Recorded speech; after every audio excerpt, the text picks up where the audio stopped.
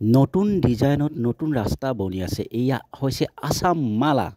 মৰিগাঁও ডিষ্ট্ৰিক্টৰ মেডিকেলখন হোৱাৰ আগত সম্পূৰ্ণ ৰাস্তাটো বনাই আছে। এয়া সম্পূৰ্ণভাৱে আপোনালোকে চাওক। এই ৰাস্তাটো বনি আছে 22 কিলোমিটাৰ। 22 কিলোমিটাৰ ৰাস্তা সম্পূৰ্ণভাগত আমাৰ বনাই ইতিমধ্যে হৈ গৈছে আৰু বেলতলা হৈ আহঁতগুৰিৰ পৰা তেলাহী পাৰ দমাল। এয়া দমালৰ এলেকাটো এতিয়া বৰ্তমান পাইছোঁ। আপোনালোকে ভিডিঅ'টো চাওক। কি সুন্দৰ ভাগত বনি আছে দ্ৰুতগতি। ৰাতিয়ে দিনে ডে নাইট কাম চলি পেলাই এতিয়া ইমাৰ্জেঞ্চি উলিয়াব লাগে। জানুৱাৰী আহি থকা 2026 চনৰ আগত এয়া নাহাদাৰ কোম্পানীয়ে বনাই আছে দ্ৰুতগতিৰ ৰাস্তা। এয়া মেৰামতি কাম আৰু নতুন কামৰ সকলোখিনি কাম চলি আছে আৰু এয়া চাওক এয়া কেনেধৰণে কৰি আছে ৰাস্তাৰ কাম কৰা। ৰাস্তাত যিকোনো মানুহে খোজকাঢ়ি হওক, চাইকেল লৈ হওক, গাড়ী লৈ হওক চলাবলগীয়া হয়।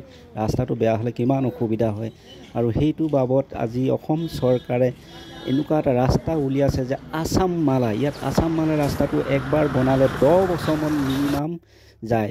সেইকাৰণে এনেকুৱা এটা গাৰাণ্টি দ্ৰুতগতিৰ ৰাস্তা বনি আছে। 10 বছৰ গাৰাণ্টি হৈ এয়া বনি আছে আছাম মালা। ধেমাজি, লখিমপুৰ, নগাঁও, মৰিগাঁও আছাম মালা ৰাস্তা এতিয়া বৰ্তমান দ্ৰুতগতিত বনাই আছে।